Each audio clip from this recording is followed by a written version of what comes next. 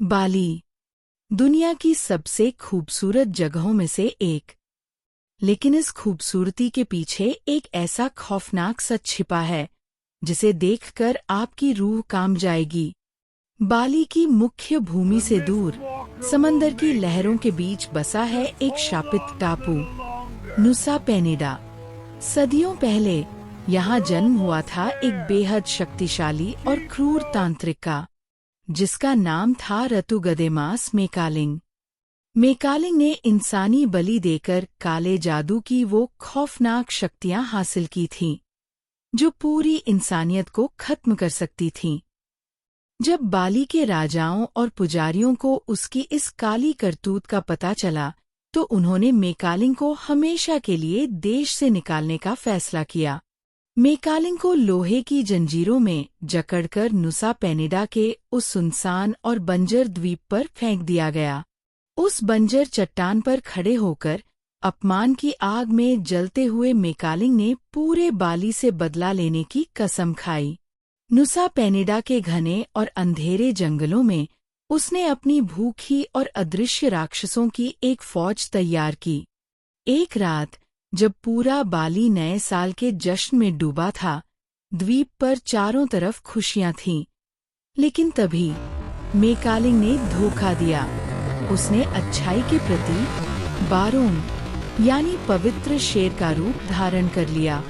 वह अपने राक्षसों की सेना लेकर बाली की मुख्य भूमि पर उतर आया।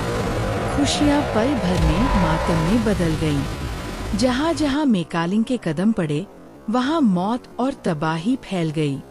लोग बिना किसी वजह के अचानक तड़पकर मरने लगे। पूरे बाली में सिर्फ चीखें गूंज रही थीं। तब वहां के पवित्र पुजारियों ने अपनी जान दांव पर लगाकर देवताओं का आह्वान किया।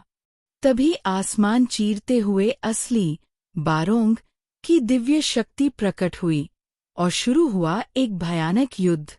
देवताओं की शक्ति के आगे मेकालिंग हार गया और उसे वापस नुसा पेनिडा की कालकोठरी में खदेड़ दिया गया। तभी से बाली में जन्म हुआ नेपी का यानी मौन का दिन। उस दिन पूरे बाली में सन्नाटा पसरा रहता है। रात होते ही पूरे द्वीप की लाइटें बंद कर दी जाती हैं, ताकि नुसा पेनिडा से आने वाले भूखे राक्षसों को लगे कि यहाँ कोई नहीं बचा। लेकिन कहानी यहाँ खत्म नहीं होती। 18वीं सदी में इस द्वीप का इतिहास और भी खौफनाक और खूनी हो गया। बाली के राजाओं और डच सरकार ने इस शापित द्वीप को एक प्राकृतिक जेल में बदल दिया।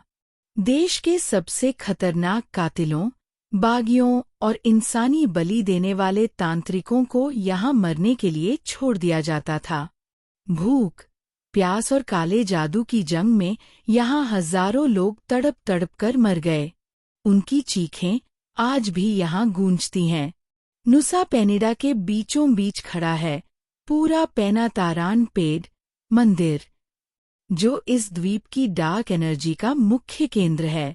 हैरानी की बात है कि लोग यहाँ भगवान की नहीं, बल्कि उसी शैतान राजा मेकालिंग की पूजा करने आते हैं, ताकि वो शांत रहे।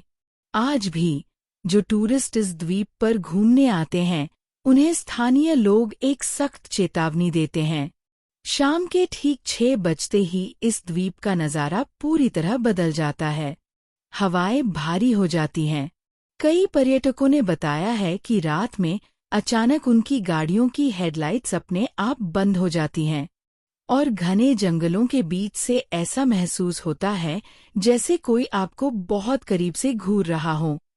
हवाओं में अजीब सी फुसफुसाहटें सुनाई देती हैं, जो आपको अपने पास बुलाती हैं। याद रखिए, इस द्वीप पर कदम रखते ही कभी कोई अपशब्द मत बोलना, वरना मेकालिंग की वो शैतानी सेना आपका पीछा कभी नहीं छोड़ेगी। तो क्या आप में हिम्मत है नुसा पेनिडा की उस खौफनाक रात का सामना करने की? कमेंट में बताएं, और ऐसी ही और सच्ची कहानियों के लिए सब्सक्राइब करें।